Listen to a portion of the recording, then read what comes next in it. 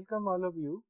Today we begin our subject Management Information System. Management Information System, to begin with, we can see that we have the modern organizations that are open systems that exchange information continuously to adapt to the changes imposed by rapidly changing technology and market, and they need right information at right time, and the information need be gathered, organized, processed, evaluated and presented in proper form and transmitted. So essentially, what does it mean?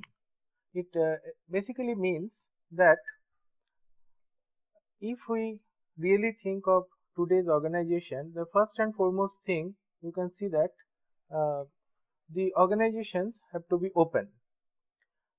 Basically, here the open system essentially means that the organizational system, they should be open to the environment, and there should be a continuously exchange of matter, information and energy between the organization and the environment. So in information context, basically the idea is that when we know that basically every organization has to undergo change, and this change is imposed by technology and market situations, and if an organization does not exchange this information on a continuous basis, the result is the organization really cannot prosper. So a very vital component of any organization is that they must have right information at the right time. But as we all know that simply obtaining information is not enough. The information has to be gathered, organized, processed, evaluated, presented in proper form and finally transmitted. So that is the basic necessity. Beyond that, we can also see that the information systems of today, we have increased data processing. The decision making situations are complex day by day, and there is a phenomenal rise in knowledge worker. So what is happening, as the business is becoming more and more complex, the data processing needs are more, so we need more sophisticated hardware, software, networking equipments. The decision making situations are more complex, we require more complex analysis of the decision situations, and there is a phenomenal rise in number of people who are no more simply doing operational work. They are basically doing what is known as knowledge work. Now, what is knowledge work? We shall look at it later on as we move on. At the present moment, let us try to see what the information system comprise of. Information systems has got essentially computer hardware and software, manual procedures, models for analysis, and planning, control and decision making components. So these are the basic elements of information system. But apart from that, there are a number of issues which has made the information processing, or for that example, for that matter, the matter of management information system more complex than ever. These issues are, first of all, globalization. The globalization issue, essentially we all know that the organizations of today, they have to compete not only in the local environment, in the local marketplace, but also they have to compete in a global marketplace, right? And they have to compete in the world market with the global work groups, with the global delivery systems. So this is only possible when the organization has a global view rather than a local view. Like we all know the adage that thinking locally, thinking globally and acting locally, right? So you may act in a local environment, but your thinking should be global. So that's the first issue that has made the business environment more complex. The second issue is the transformation of global economies. The global economies have all changed. The knowledge and information based, that's the major thing. Earlier it was more of think of materials, think of delivery systems, think of physical flows. Today more of flow of knowledge, flow of information. They are more important issues of today. The second is the issues of productivity. So, if you are not productive, if you are unable to compete in the global marketplace, you are really not able to survive. So, that is the most important thing. The third important issue is that new products and services. If you do not upgrade your product life cycle in a continuous basis, you are unable to compete in the market. So, you all the time you must have new products and new services. Leadership, there should be a very good leadership from the management point of view. The time based competition, you have to compete, not only compete, but you should also know what is the right time when you should introduce the new technology, and if you are unable to do that on time, even if your technology is good, the product is excellent, you will not be able to compete in the market. Shorter product life, that means earlier if you have a good product, you can think that okay, for the lifetime you can continue this product. Today is no more possible. Sometimes in information technology products, the obsolescence rate is so high that in 3 to 5 years time you see that the product is obsolete. For example, look at these languages. We had these Fortran, C, COBOL, this type of languages. Today, rapidly the object-oriented languages have invaded the market. I mean, you cannot really sit tight and say that we have this product and this is the product. You cannot. There will be no change in this. Turbulent environment. The environment is every time there are lots and lots of changes because of political, economic, and many other changes. The national boundaries are changing all the time.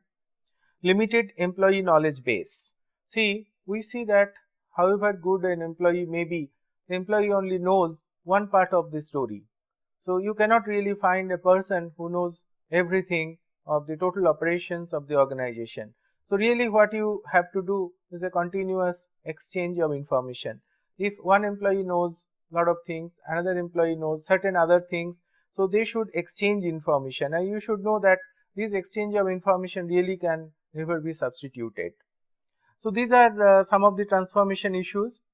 Apart from that, transformation of the enterprise is no more the enterprise of the yesteryears. For example, in the old time we had hierarchical military organizations and organizations, manufacturing organizations and other kind of organizations are also based on those kind of considerations.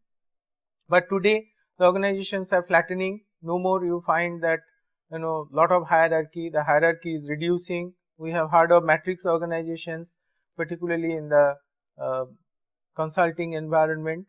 More and more decentralization. You cannot have a central body controlling every other point. The today's thinking more of nodal concepts, that we have large number of nodes, each empowered and each can control a given situation if the need requires. Flexibility, you cannot think that in a rigid frame of mind. You have to be flexible. You have to think that okay, this path is not possible, this method is not working, we have to go for some other method. Location independence, no more you can say that okay, this is the location. You can always think of alternatives. Low transaction and coordination costs, the cost has to be kept at a very low level, otherwise you can never compete in the market. Empowering people, earlier for example supply chain management, we have seen that we are empowering the supply chain by empowering suppliers, empowering our business partners, so that we can make a good tie up. Collaborating work and teamwork, that means the work is no more individual, it's in collaboration and it's within a team. So those issues are, they have transformed the enterprise. Then how okay, so before we go further, let us quickly review exactly what we have said so far. in the very beginning what we said, that organizations of today, is the very first slide where we said that organizations are open system, and therefore there has to be continuous exchange of information, continuous exchange of matter, energy.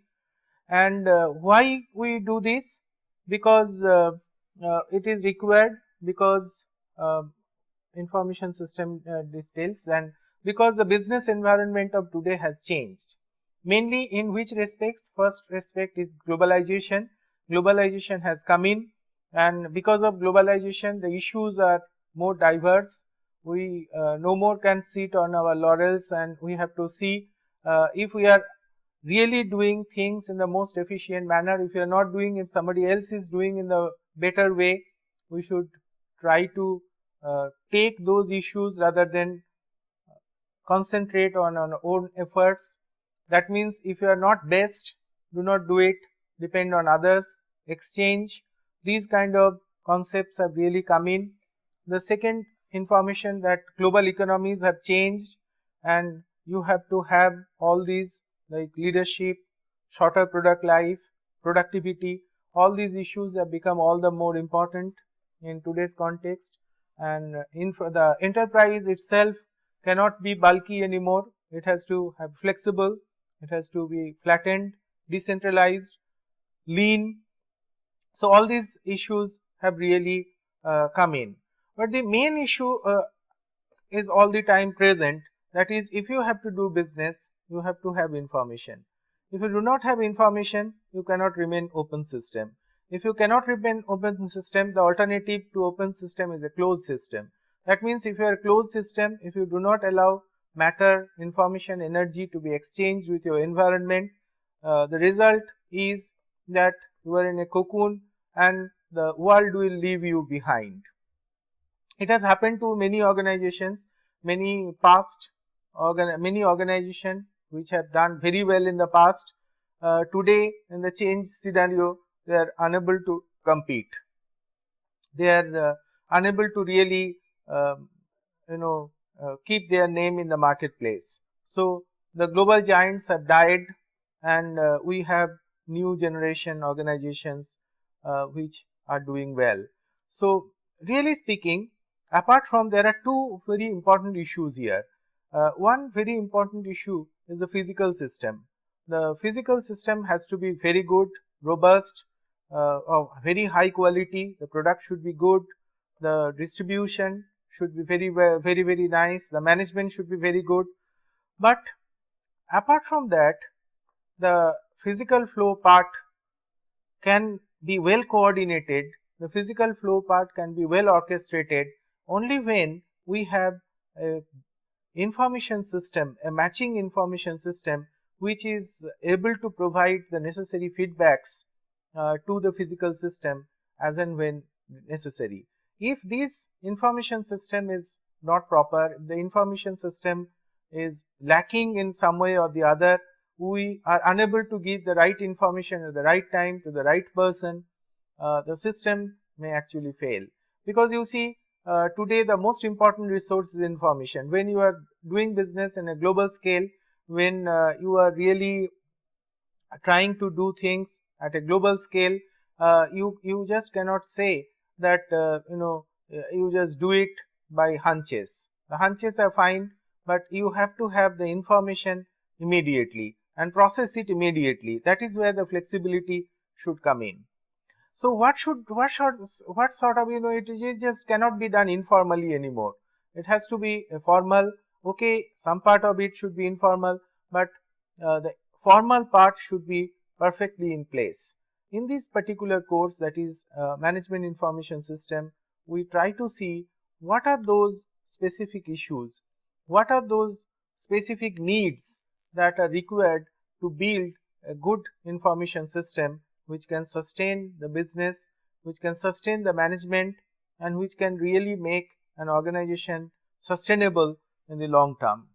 So that is what we attempt to do in this course. Now, before we go into the other details, let us try to see certain other simple definitions. Like, first and foremost a definition of the information system. The information system can be defined in a simple way: interrelated components working together to collect, process, store and disseminate information to support decision making, coordination, control, analysis and visualization in an organization. So you can see that there are 2-3 parts. The first part is there should be interrelated components and they should work together. And work together to do what? To collect, process, store and disseminate information. These are all sub activities, but ultimately they should support. The support part is most important.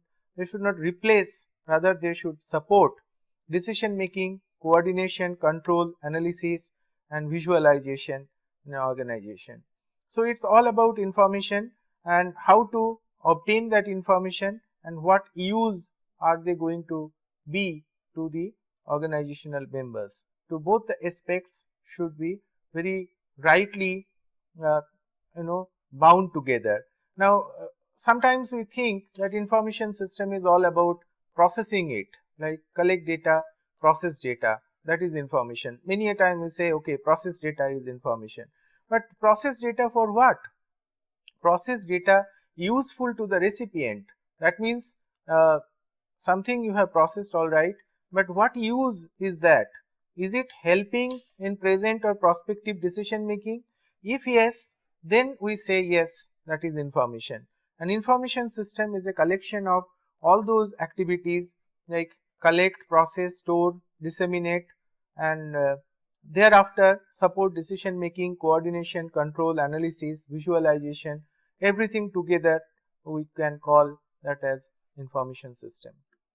Now let us try to see that what are the design issues of information systems. The first one, environment of an organization, the organizational structure, functions of the organization, policies of the organization, role of management, management decision making and capabilities and opportunities of IT.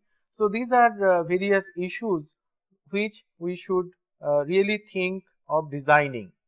See why the design word is coming, because whenever we think of information systems, we should really observe information as a critical resource.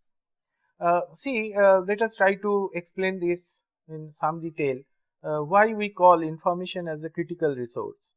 Let us say we have a particular organization which is let us say is a distribution type of company, which let us say in a large area it is operating and its products are really sold or distributed, something like say domestic gas or this sort of, or industrial, by domestic industrial gasoline supply kind of agencies, which actually has to move over an distributed area to supply their product.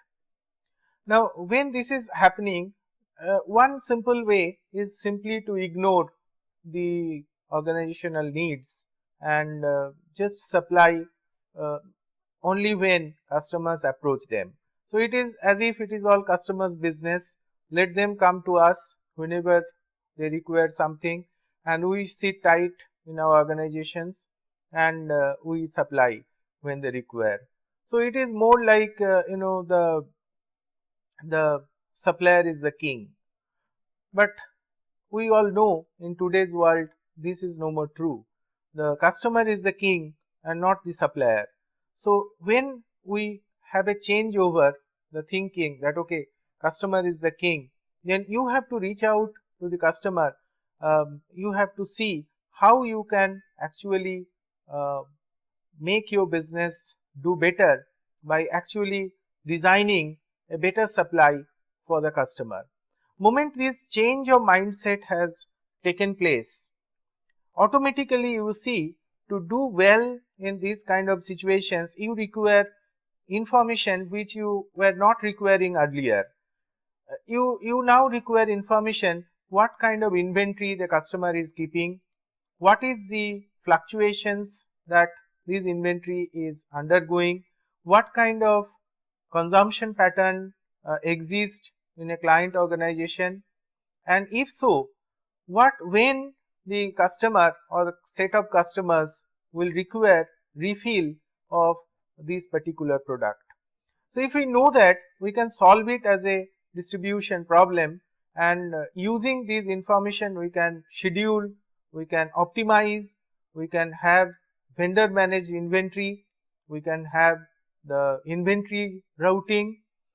So all these optimization we can actually carry out, so that we can build an organization or we can build a system through which we can optimize our business. We can gain the maximum possible profit, even though we are giving maximum supply or maximum benefit to our customer. That will create competitive advantage. That's a very important point, because if we are unable to create competitive advantage, we cannot be sustaining our business in the market anymore, because somebody else, our competitor, can always come and beat us. That's where the major role is played by information systems, and that's where we have to continuously look at.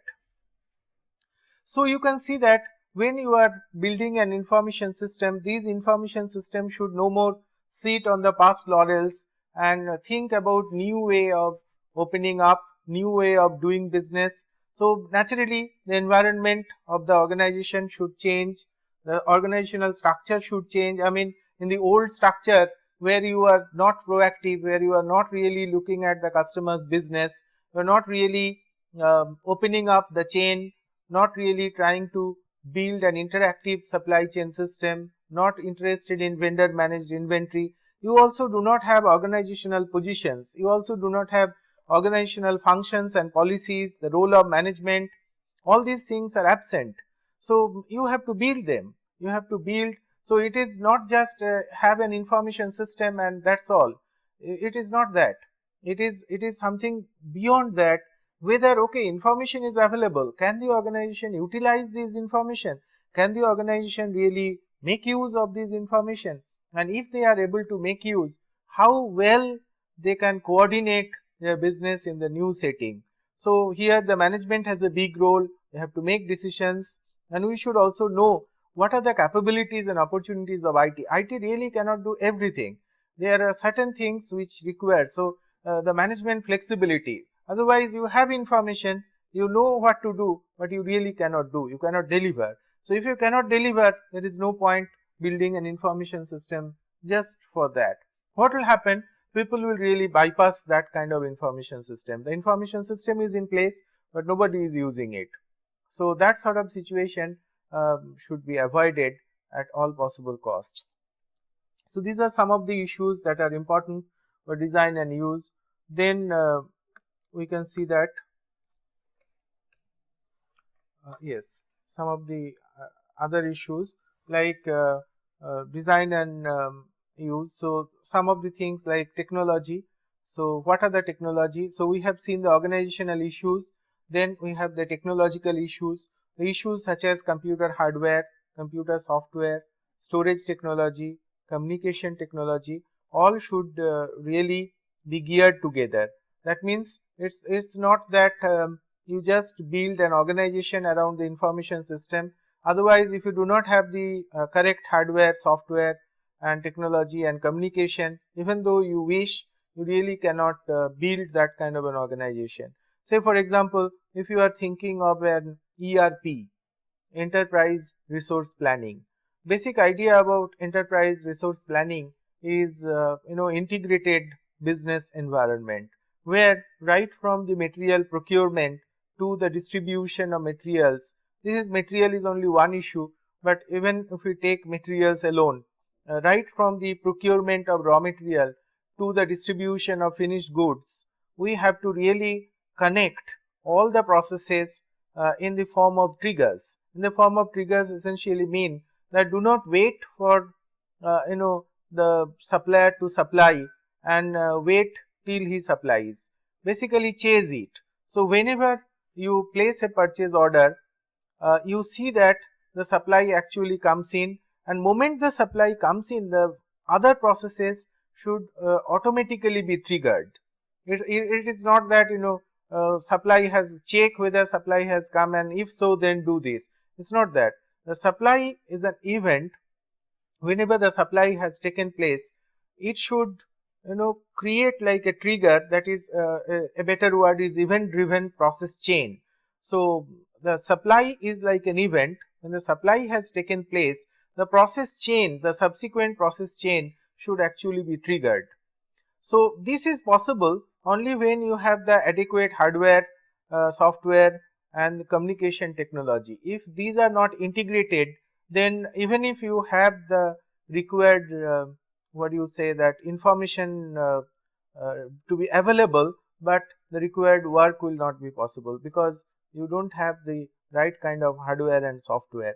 So these are also very important. The technology should be adequate. Now beyond that, we have the structure of information systems.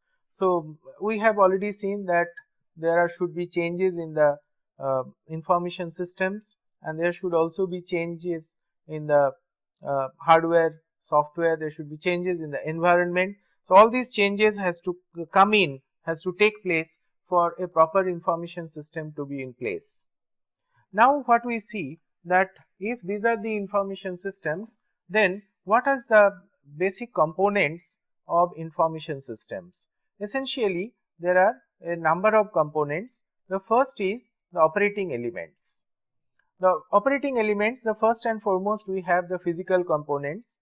The physical components are hardware, the software, the database, the procedures, operating personnel. All these are basically physical component which you actually can see with our eyes, and which are largely, one can say that they are physically available. Now beyond that, we have the operating elements. The operating elements on the processing functions. So processing functions, there are basically few interesting ones. The process transactions, maintain master file, produce reports, process inquiries and interactive support. Now see, each of these are although age old, but each of them are very important. The first one, process transactions and maintain master file. See what happens whenever we have any kind of information, these information, the processing, particularly the operational information, we have to differentiate between what is a master information and what is a transaction information.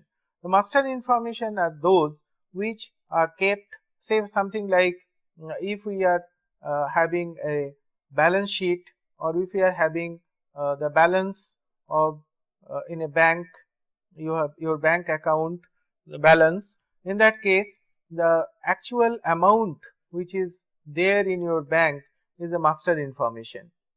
And whenever you are depositing or withdrawing money, the deposit or the withdrawals, they are like transactions.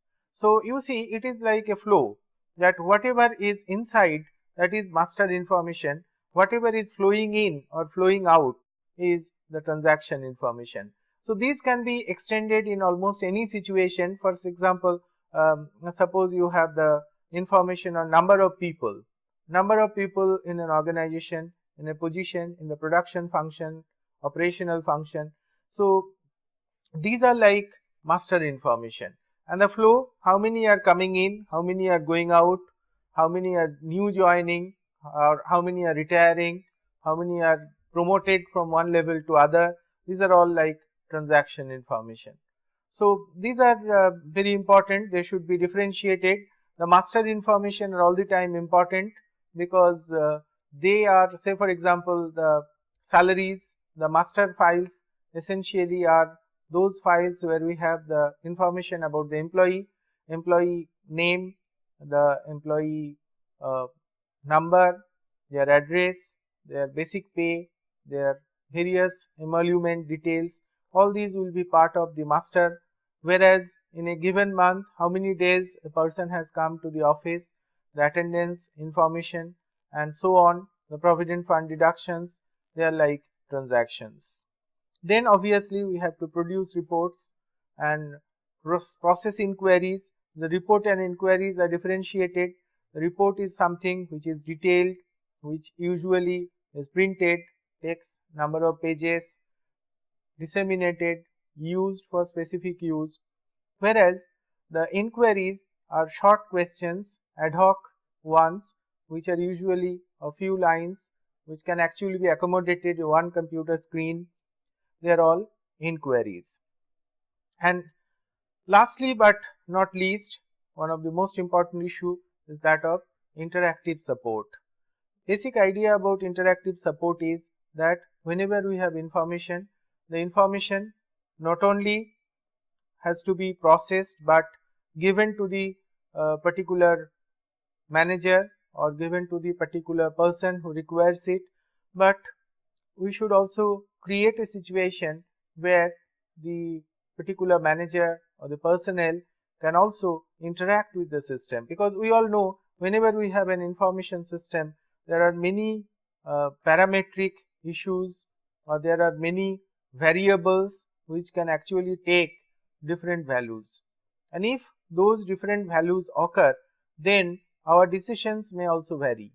So basically, if we make a model type of thing where we have the various data and information and model details which are already included, the person or the manager, he can actually enter his or her preferences and parametric values and come out with new decision suggestions. So these are very important, particularly in decision situations. So this is also another very important issue. Then we have the output for users. Usually there are various kinds of outputs like transaction documents, pre-planned reports, pre-planned inquiry responses, ad hoc reports, ad hoc inquiries, user machine dialogue results. So first and foremost is transaction documents. So as we have already said, the master and transaction. Master file is something which is there in the database. Transaction is the changes that we are imposing on them. So we have to have transaction documents so that we can actually have recreate the update situations whenever necessary, because if you do not have the transactional support, a time may come when we have the master details but we cannot recreate the situation. By any chance, if there is a failure of information system, it is the transaction documents by which we can recreate our master, recreate our database.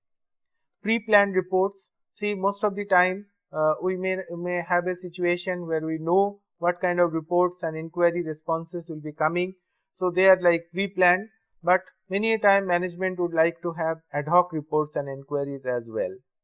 So they are also very important, that actually represents the flexibility of the organization. The organization is flexible, then ad hoc reports, inquiries should be immediately available. And user machine dialogue results, as I was saying, that we have the interactive kind of scenario where the manager can actually interact with the computer system. So whenever these kind of user machine dialogue are taking place, we also may like to have the user machine dialogue results. So these are output for results.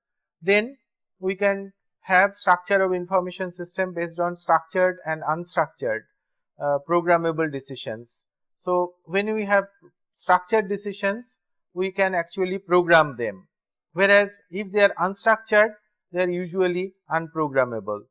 Sometimes we may also have semi-structured. So semi-structured decisions are also there.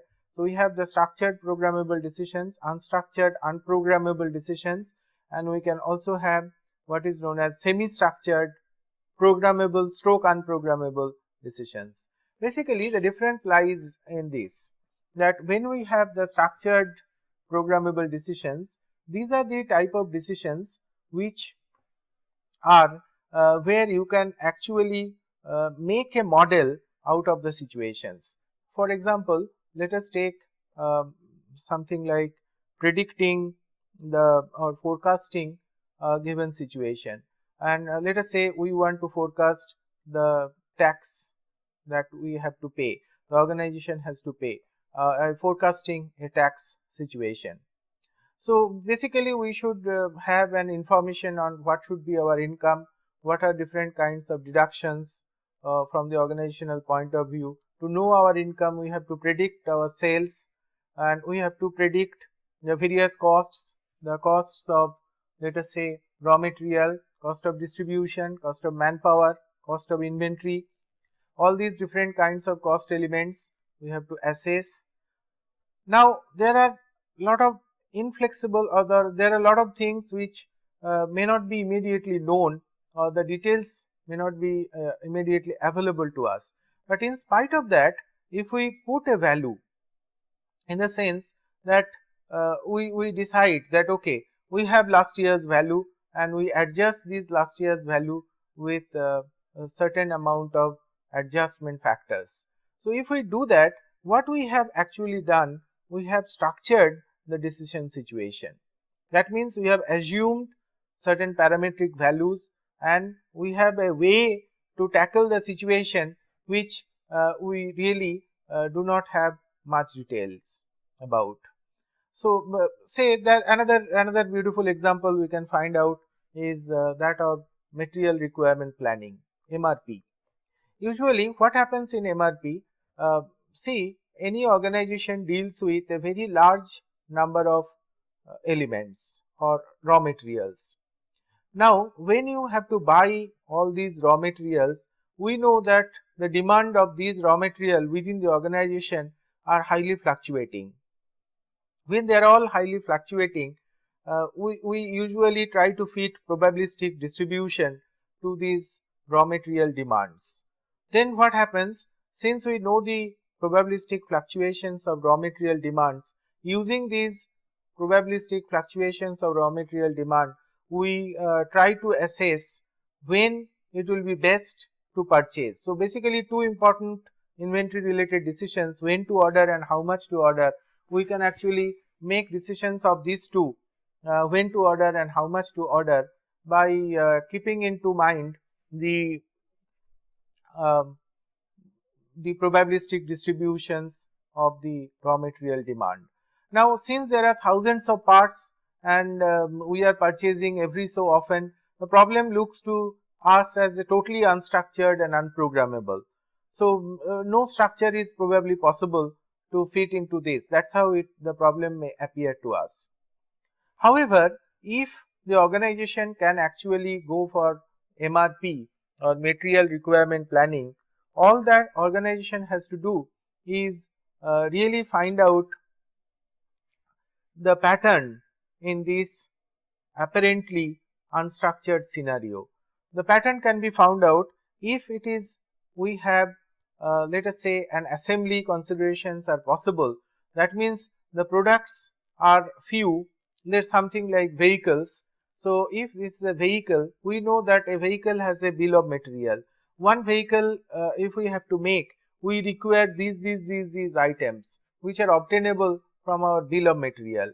Now we look at the annual plan. So we have our annual plan where we decide that this year we are going to make 1000 vehicles.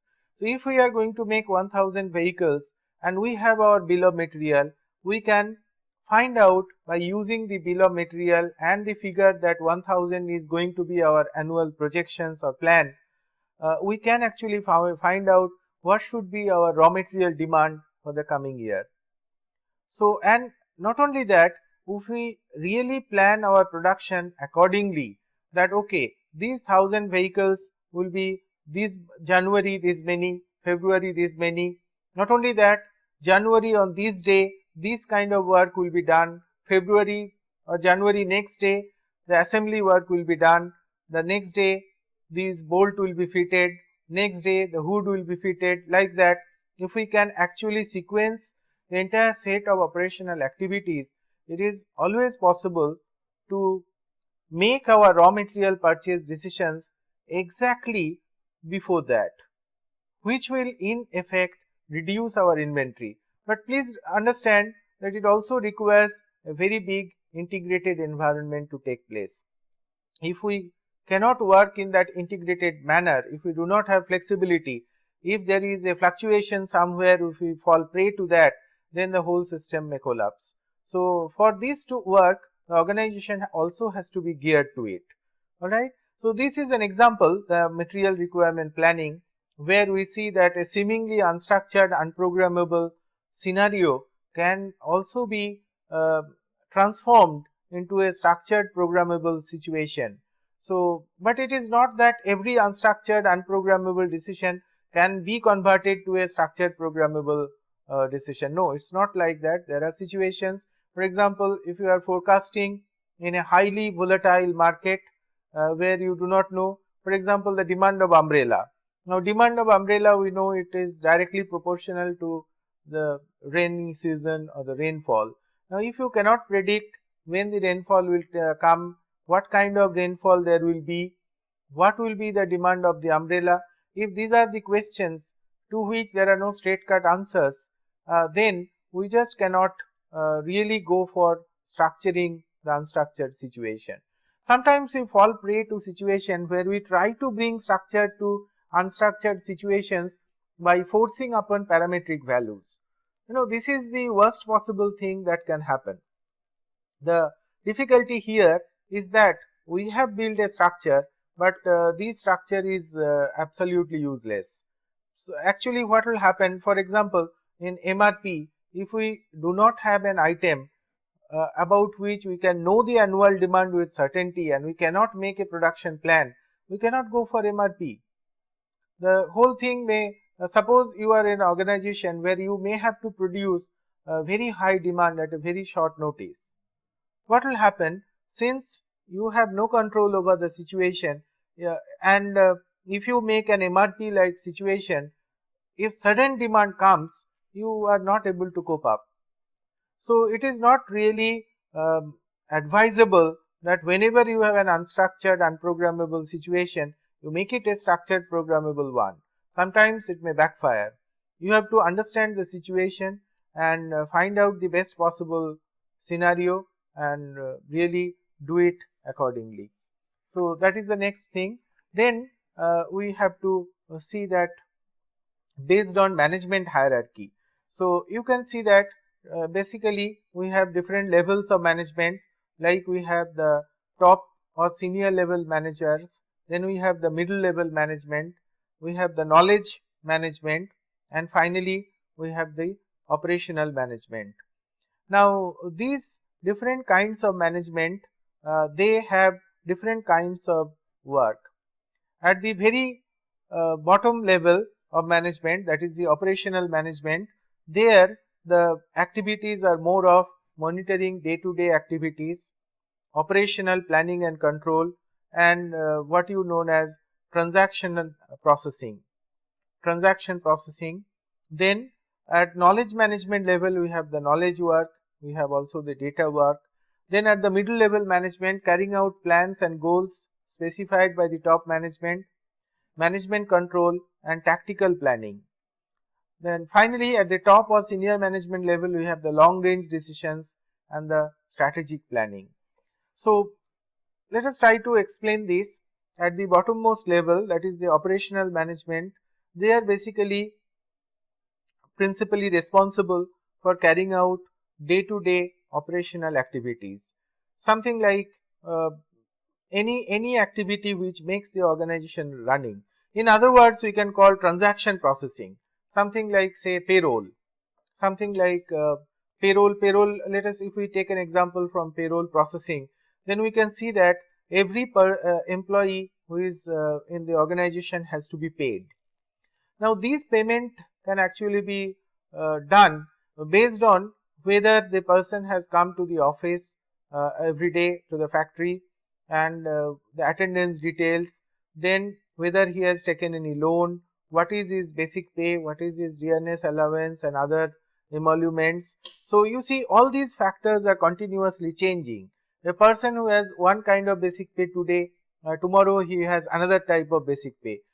A person who is present today may be absent tomorrow. A person who has certain PF loan, he might have repaid it tomorrow, or a person might have taken new loan from Provident Fund. So you can see that the transactions are all the time taking place. So there should be some people who should take care of these transactions. Alright. So these, the persons who are actually helping in carrying out these transactions, they are doing what is known as transaction processing job. Now information systems are coming in, increasingly the computers and the information system um, is taking over much of these kind of transaction processing job. So whenever we talk about automation, say we say banking automation, the bank has large number of transactions taking place all the time. So if you have computers, you can actually take care of a large chunk of these transaction processing. So it is the job of the operational managers to plan the transaction processing is the most effective manner. Next, they have to also plan and control. The planning and controlling is very important. For example, look at any factory or manufacturing organization situation. What happens there? The manufacturing organization has to carry out the day-to-day production activities. Now, these day-to-day production activities, whenever is taking place, the very important part is the planning and control. Suppose you cannot really run your production systems until unless you have the required number of people, they are available, the machines, they are maintained on time, the raw material supply is taking place, the work in process inventory is available, and the distribution and transmission is taking place in a smooth manner. Now suppose if there is a loss of balance in any of these activities, the production process comes to a grinding halt. So the planning and control is a very important issue here, and information support definitely is also very important in this regard. Finally, the monitoring the day-to-day activities. So whenever you have these day-to-day activities, this also has to be monitored, so that we have to see whether the target is really reached. If the target is not reached, then we know that there is a gap, and this gap has to be filled up. So these are really all to be carried out. At the middle level management, basically the middle level managers are not carrying out day-to-day activities. The middle level managers has to see that the operational management work is taking place in a most efficient manner. So that means if there is payroll, the payroll has to run smoothly, and for that you need tactical planning. So what kind of tactical planning? Suppose whether there is adequate cash that is available for sustaining the payroll over the next few months. Whether we have if we are using information systems, whether the information system for these activities, they have the adequate hardware, software, people, and all these things are there. Now, if the management has a specific plan, suppose the management decided that the machines are to be upgraded at a given point of time. So these upgradation of machines, whether they are taking place on time. So that's also very important, because you see that it is the plan of the management to upgrade all these machines. Now upgradation of machine is one thing, that may be a long term plan, whereas regular production is going on. If you have to upgrade the machine simultaneously, the regular production gets hampered. So at the same time, by keeping the regular production running, you also have to replace the machines, you have to start new base. So these are also part of the middle management tactical planning and management control. Then carrying out plans and goals specified by the top management. So you see the plans and goals, okay, the carrying out is one part, but setting the plans and goals, the top senior management, they actually make their decisions only through the middle level management. We should also understand the middle level manager or middle level management has to take care of the operational management and do not look to the top or senior management. It is not the job of middle level managers to pass on all the information to the top level managers, get their decisions and support it in accordingly. What is really required at the middle level management level is that the middle level management should really have with the top level management a situation where the top level management will basically plan for the future. So you have to see this way, the job of the top level manager is not just look inside the organization, but look outside the organization, try to see what is happening in the marketplace, what is happening with the competitors, try to bridge the gap and try to look for newer avenues, try to see that the strategies are set for the organization, try to see what should be the long range decisions, because today the business may be fine, what about the business tomorrow. All these decisions has to be taken at the top level of management. The middle level management will help the top level manager because they will provide the adequate summaries and details to the top level, and the top level management, by the strategic planning and the long range planning that they carry out, they will provide the required policies, required guidelines, required what do you call um, the decision setups. Now all these things they will provide to the middle level managers, so that the middle level managers can do their job in the most adequate manner. So that is how the different levels of management will work. So on the other side, organizational functions, we have the sales and marketing, manufacturing, finance, accounting, human resource, logistics, information processing. These are all important activities on organizational functions. So let us try to see how all these activities are combined together. So you can see we have drawn what is known as an MIS triangle. The MIS triangle has got on the top level managers, then we have the middle level managers, knowledge and data managers, operational managers. On the other side we have the strategic level, management level, knowledge level and the operational level. Whereas on the other side we have the sales and marketing, manufacturing, finance, accounting, human resource. So the vertical divisions are the levels of managers, and the horizontal we have the sales, marketing, manufacturing, finance, accounting, human resource. So various other what do you call different functions on a horizontal basis. So every such function will also have these kind of managers. Finally, a little bit about the knowledge level managers.